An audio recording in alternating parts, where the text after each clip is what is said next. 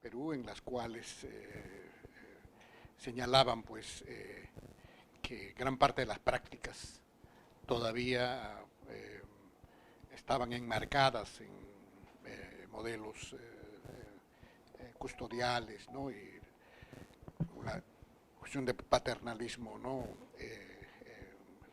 Muy, muy claro. Como ha indicado, incluso solamente en el reglamento hay una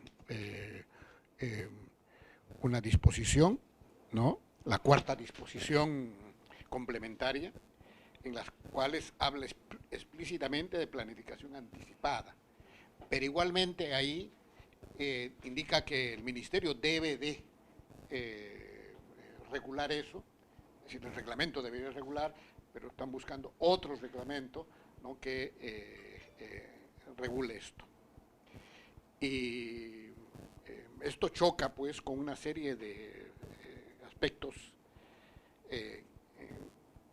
En nuestros países una característica es pues que tenemos muchísimas leyes, y hay una contradicción muchas veces entre ellas.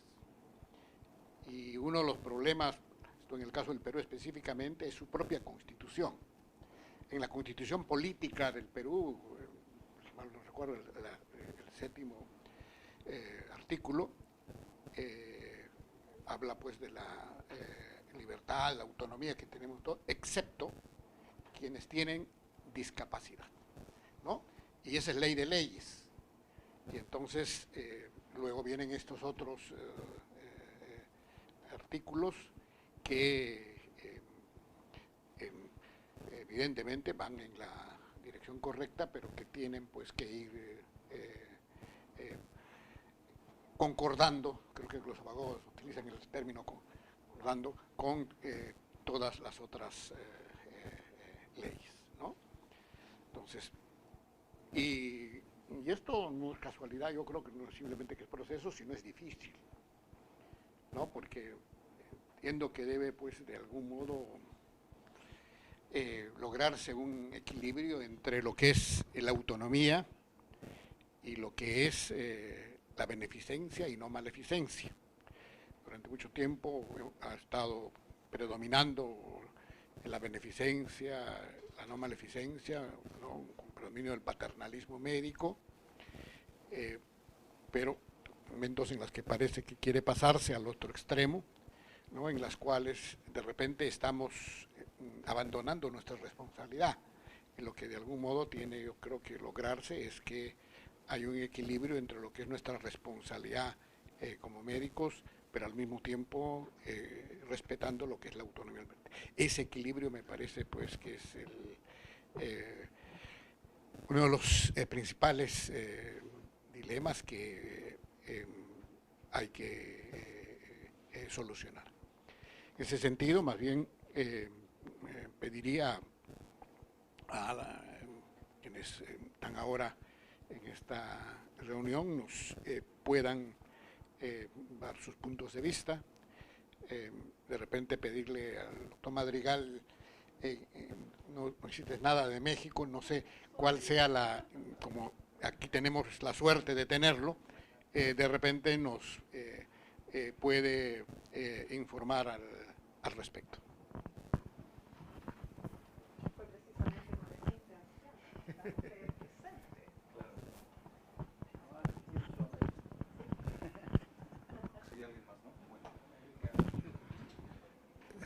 Sí, buenas tardes.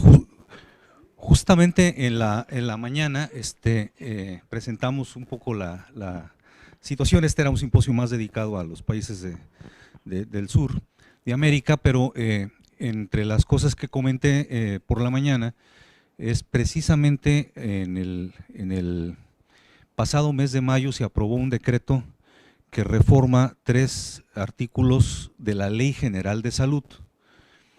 Hubo una amplia discusión en los últimos años con relación a si deberíamos de tener una ley específica de salud mental o reformar los artículos de la Ley General de Salud. La discusión fue amplia con las ventajas o desventajas en torno a esto y algunos asumíamos la postura de que era mejor modificar los artículos de la Ley General de Salud por ser más factibles, más graduales en su aplicación, que diseñar, como ha ocurrido en México y quizás en muchos otros países, nuevas leyes con una gran cantidad de artículos, derechos que consideramos aspiracionales. La última ley en México, que pues es una ley hermosa, pero que no ha tenido ninguna aplicabilidad en la vida práctica, es una ley sobre el autismo, que entre otras cosas señala desde el año 2014 la desaparición del autismo como trastorno. Y entonces es una ley construida a partir de las personas en la condición del espectro autista y que señala una gran cantidad de derechos para estas personas, excepto la inclusión en la asistencia psiquiátrica, es decir, nos prohíben nosotros atenderlos a la manera tradicional porque, pues, para empezar, la ley establece que ya no son enfermos y que no tienen esa condición. Y entonces lo único que ha pasado con este tipo de leyes especializadas, temáticas para grupos especiales, pues es una inaplicabilidad total, es decir, están igual o peor que como estaban anteriormente. Entonces muchos desde entonces postulamos que era mejor ampliar los derechos o ir avanzando gradualmente en la adquisición de derechos humanos, de avances en lo que comentamos en la mañana, en el progresivo desmantelamiento de las viejas prácticas médicas y psiquiátricas que restringían o que tutelaban los derechos de la autonomía en los pacientes para ir construyendo nuevas leyes. Entonces, creo que eso es lo que ha ocurrido, felizmente, como bien lo anotamos, apenas está al menos ya explícito en la Ley General de Salud, en los artículos 72, 73 y 74, lo correspondiente a, por primera vez, voluntades anticipadas, algo de regulación de internamientos involuntarios, o sea, la prohibición, pero luego la excepción de un caso extremo para poderlo, la prohibición total de prácticas que todavía estaban anteriormente poco o nada reguladas, como la sujeción o como el aislamiento en hospitales, y algunos avances, de tal suerte que la Comisión de Derechos Humanos nos felicita a los que propusimos estos cambios. Se eliminó ya la idea de hacer una ley especial, y bueno, pues ahora falta la reglamentación y la adaptabilidad general.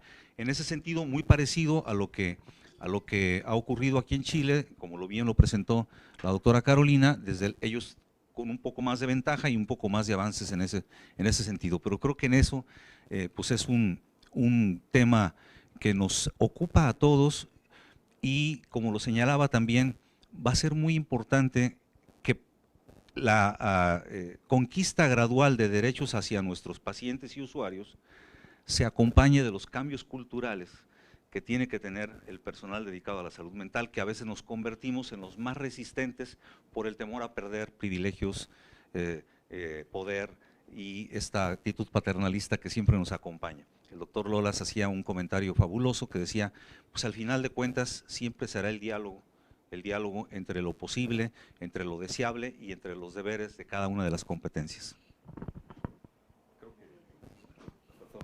Sí. También está aquí la doctora Claribel Ramírez de Bolivia, entonces de repente nos puede ayudar con un alcance de lo que ocurre en su país. Muchas gracias. Acá mejor. Ya, no es que no quiero que me graben.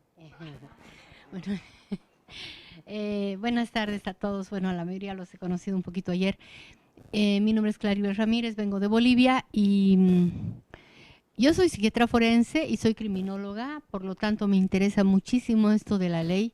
Estamos en mi país haciendo recién un proyecto de ley y yo estoy muy interesada en cambiar ciertos artículos como presidenta de la Sociedad Boliviana en el Código Penal, sobre todo.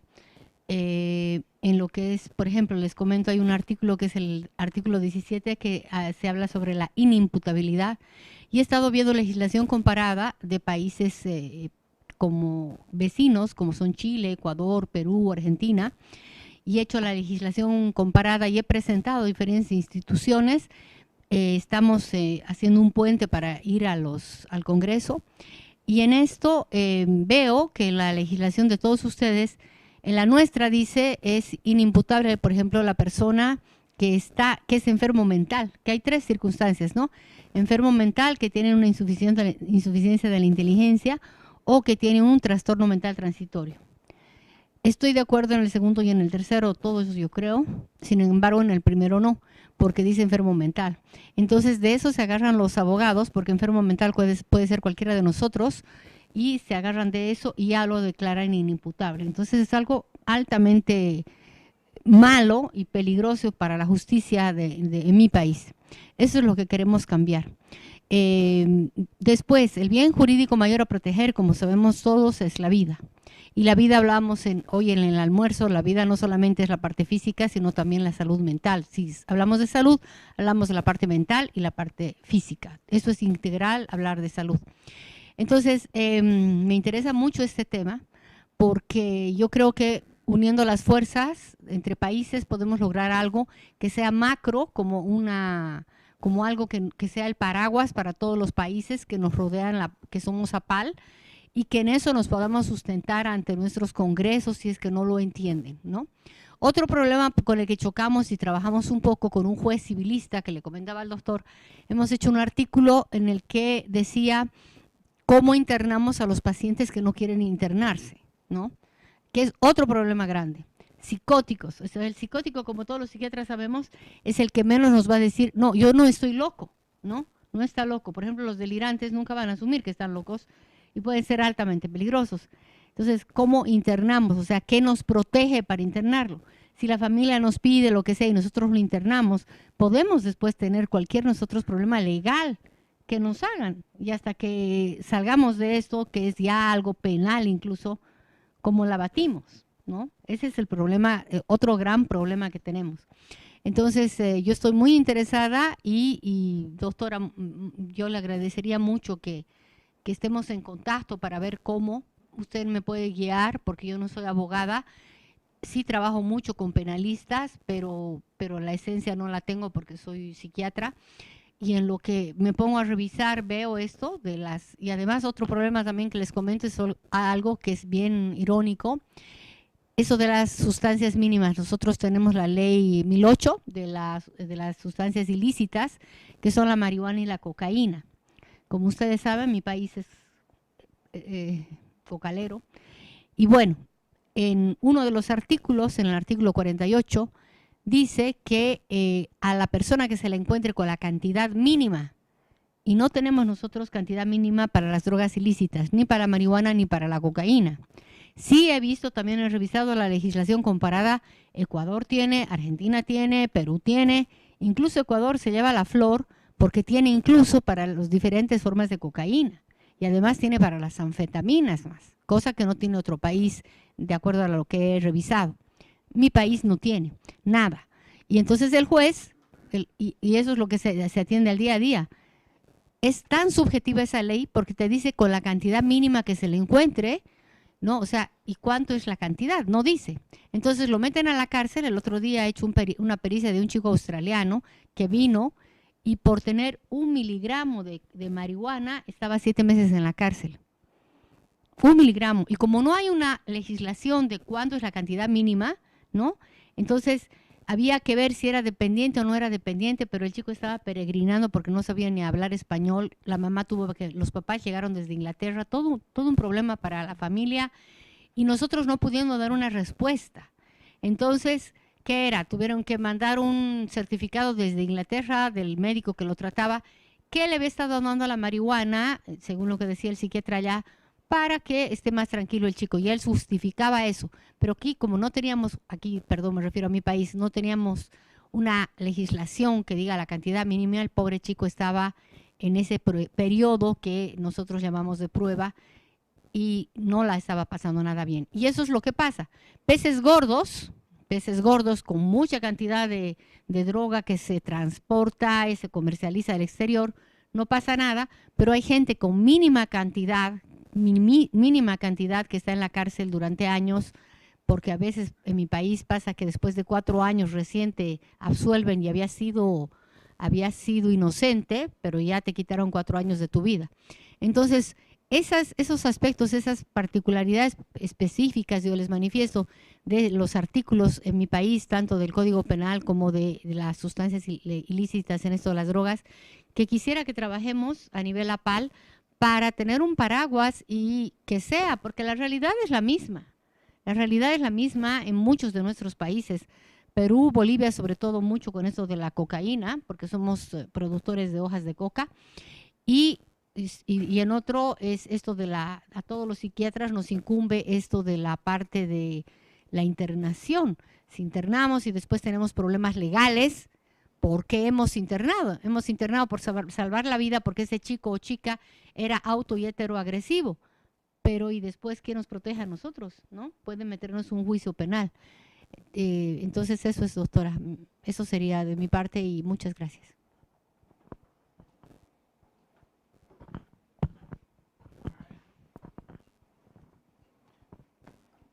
Muchas gracias.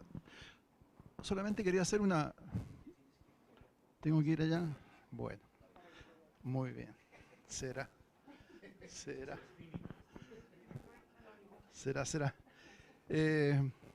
No, lo que he estado un poquito pensando mientras Carolina exponía y también usted exponía era respecto del concepto de salud mental finalmente y voluntad anticipada. De repente tenemos esta tendencia a vincularlo y quizás mucha gente que queremos que hagan o que tengan esta voluntad anticipada no van a entender fácilmente por qué se vincula con salud mental.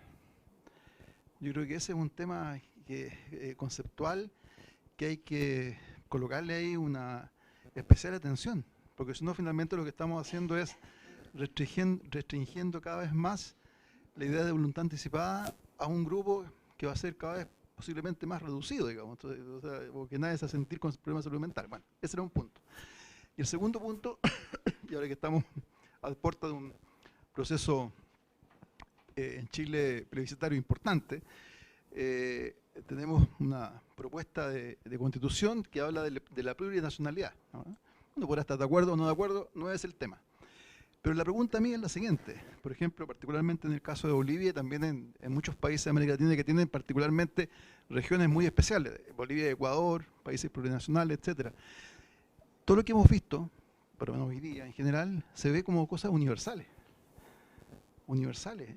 Y bueno, en México, ¿para qué decir, digamos, con las diferencias que hay, digamos, ¿no? Entonces, mi pregunta es, desde el desconocimiento, digamos, ¿qué pasa con estas reflexiones que tienen que ver con voluntad anticipada, que tiene que ver con salud mental, incluso, digamos, con temas comunitarios, individuales, familias, todo lo que hemos conversado finalmente en la mañana y también ahora? ¿Qué pasa con esta idea de la plurinacionalidad, que tiene que ver con cosmovisiones distintas, que incluso tiene que ver con lo que aquí se propone, sistemas de justicia distintas? Eso me gustaría una reflexión de la gente que sabe más del tema. Eso.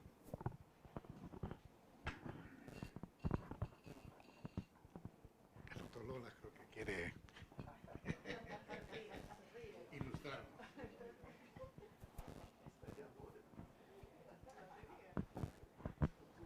Aquí es una ruleta. En primer lugar, el tema de salud mental, como sabemos, es una especie de cosa compleja, porque hoy día tendremos a tener cierta predilección por ciertas categorías transdiagnósticas, o sea, ciertas cosas que cruzan a través de las distintas etiquetas que usamos. Al final, ser paciente es ser una persona etiquetada en un sistema social.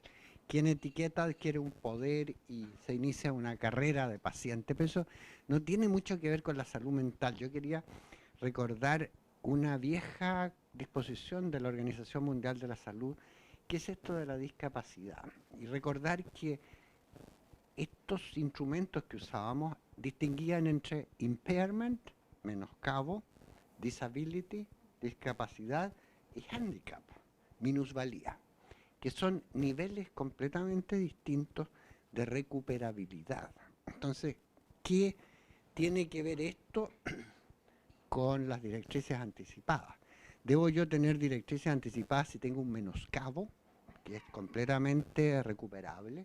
Si tengo una discapacidad en la que puedo recuperarme con ayuda experta, o una minusvalía en que necesito prótesis, una prótesis física o una prótesis social. La prótesis social de la psicoterapia, la prótesis social del coaching, la prótesis. Esta idea de la prótesis es importante porque la minusvalía significa un daño irreversible. ¿Qué directriz anticipada debería yo tener para esa condición o para el menoscabo? O poder decir, mire, si alguna vez me pongo nervioso, hagan con esto o les permito hacer ciertas intervenciones sobre mi cuerpo o sobre mi cognición. Entonces, esa es una pregunta que, primero, la salud mental en nuestro sistema, todos conocemos el GLADET, conocemos los sistemas diagnósticos que etiquetan personas y que empiezan la carrera de pacientes después que salen etiquetados, de patient career, como dicen en inglés, y que los antiguos códigos decían loco o demente, entonces eran más bien un poco vagos en sus expresiones, pero a mí me preocupa que hoy día consideremos esta transdiagnosticidad de los síntomas que están presentes. La angustia está presente en muchas condiciones que tienen rótulos distintos,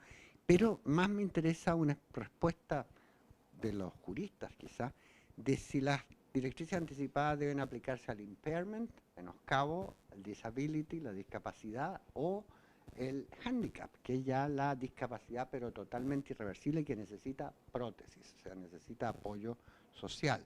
Porque todos estos instrumentos internacionales hablan de discapacidad, pero no hacen estas sutiles distinciones entre la que es completamente reversible, la que se puede revertir y la que no se puede revertir. Por ejemplo, alguien que queda ciego es un handicap. Y eso en salud mental también ocurre. Gracias, doctor Bojorquez, pero yo creo que el doctor Madrigal, o el doctor aquí, como doctor Davis, que es un especialista en taxonomía diagnóstica.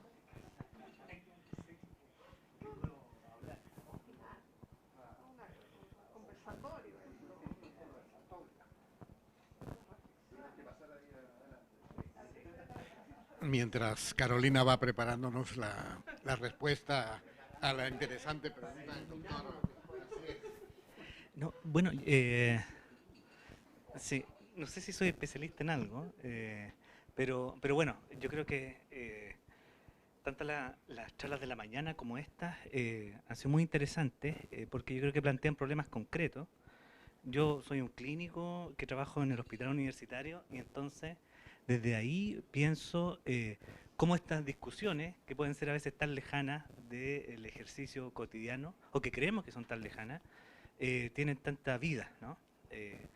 Y que muchas veces, y conversábamos en el almuerzo, el poder tener elementos formales, ¿no?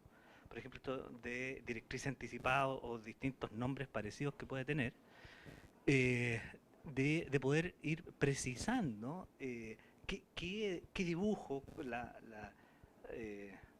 o cómo se transmite esto, en qué se traduce en concreto. Porque claro, una declaración oral o el decir que se declare, cómo se traduce eso en un papel que lo va a ver, que yo creo que eso en la mañana fue muy, muy interesante y lúcido de las exposiciones. Porque claro, muchas veces uno lo ve esto como una amenaza o como un problema. Este mismo caso que hablaba, no sé, el doctor Mas, yo creo que por algo habló de la mujer y el can, ¿verdad? Y el perrito, pensé en Chejo. Pero en concreto, claro, uno ve abogado y a uno le da, toma cierta distancia o precauciones.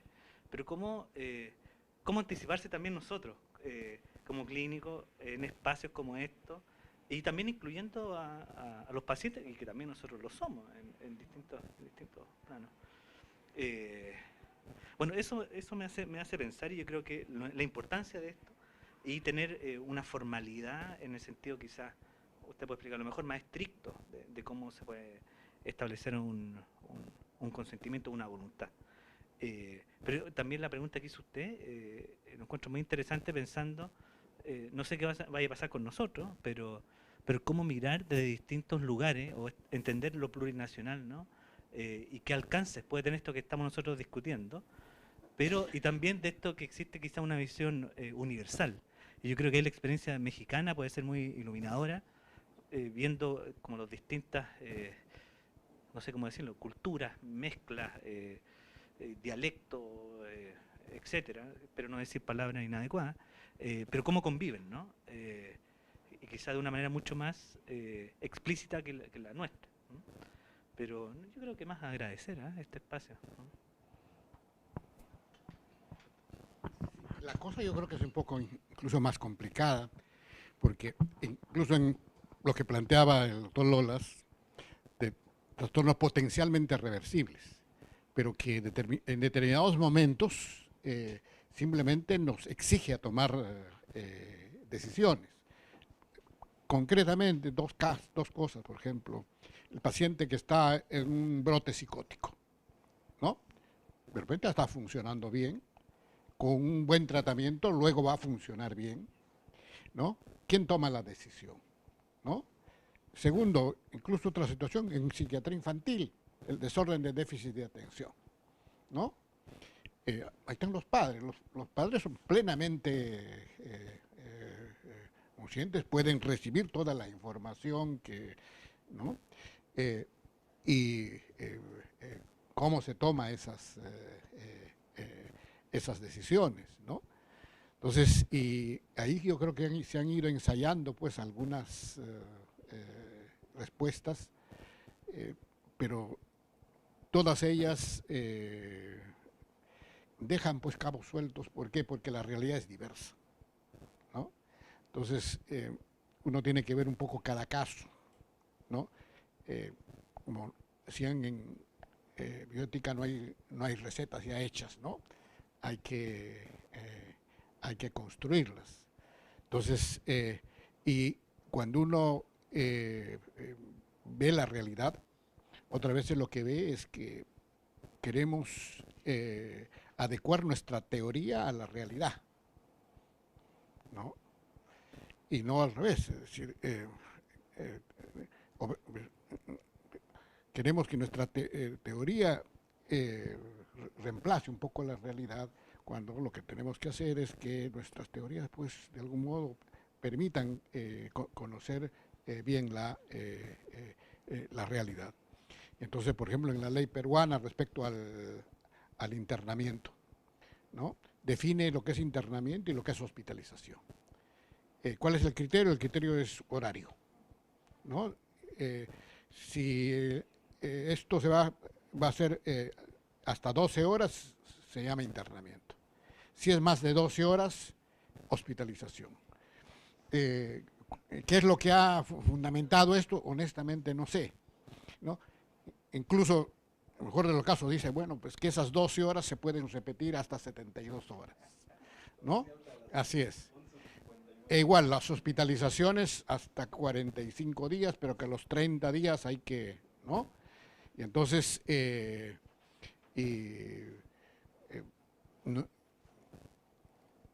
eso dice la ley. ¿Qué es lo que se hace? Lo que se hace es simplemente sacarle la vuelta, como decimos nosotros, a la ley, ¿no? Claro, ahí están los consentimientos informados que están firmados, etcétera.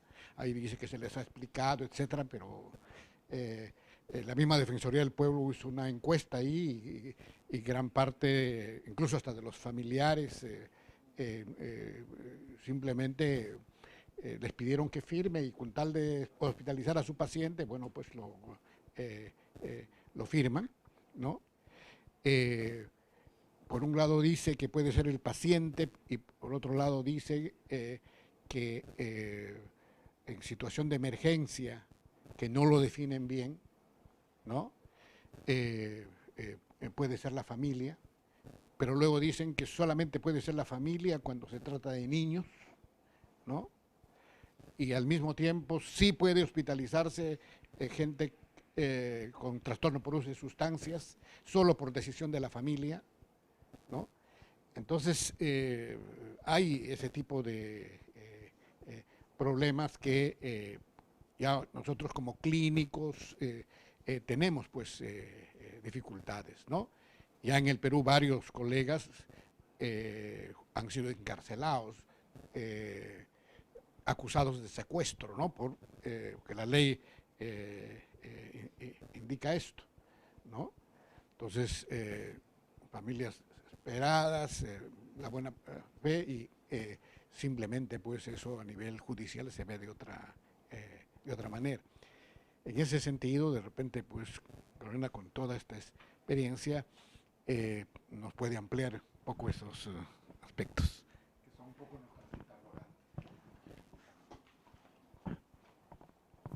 Yo tomé algunos apuntes acá por las consultas que tenían, porque, bueno, aquí claramente, como se ha señalado en este tema, tiene mucho el tema cultural, ¿ya? Como decía el doctor Lola, los derechos humanos, el concepto de derecho humano es algo cultural, ¿ya? ¿Ah? Si seguimos una lógica también más positivista, digamos. Pero eso tiene mucho que ver también con las distintas inquietudes, porque esto más que plurinacional yo creo que tiene que ver con lo multicultural, ¿ya?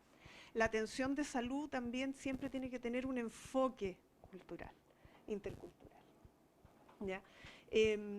Y con ese sentido quiero tocar hartos temas. Por ejemplo, lo que decía la doctora Cralibel respecto de las internaciones involuntarias y el concepto de la imputabilidad. Acá el factor determinante en esos dos casos, sabemos que ahí tenemos un diálogo entre lo penal y lo psiquiátrico, ¿ya? Una vez que la persona se declara inimputable, una vez que la persona es sujeta a una internación involuntaria, entran en juego los derechos que tiene en el contexto sanitario, ¿ya? Y por lo tanto también serían factibles la aplicación de voluntades anticipadas en el contexto de la atención sanitaria, luego de ser declarado inimputable, porque deja de ir a una cárcel, deja de ser sujeto de una pena penal, porque se considera de que no tuvo una conciencia, ¿no? Su elemento, digamos, sus facultades volitivas, intelectivas, al momento de cometer el delito, digamos, no están contaminadas, digamos, ya, exactamente por esta patología. El tema, y aquí es importante este cambio cultural, porque desde una perspectiva de derechos humanos, el Comité de las Naciones Unidas de los Derechos de las Personas con Discapacidad, así como el Relator Especial sobre la Tortura y otros tratos crueles, inhumanos y degradantes, han sostenido que la internación, la hospitalización, por causa de una patología mental y por causa de peligrosidad, constituye una tortura. O sea, si nosotros vamos a la evolución cultural del enfoque de derechos humanos, del tratamiento psiquiátrico o el enfoque psiquiátrico de un determinado actuar, que amerita una privación de libertad por el criterio de peligrosidad para terceros, se considera que es una tortura. Y así los informes que han recibido desde España, no sé, porque no es algo que solamente nos abarque a nosotros como países latinoamericanos, digamos, sino que en Europa también, ¿ya? El enfoque en el que están dando los derechos humanos, los organismos de derechos humanos y por lo tanto los instrumentos internacionales y estándares de derechos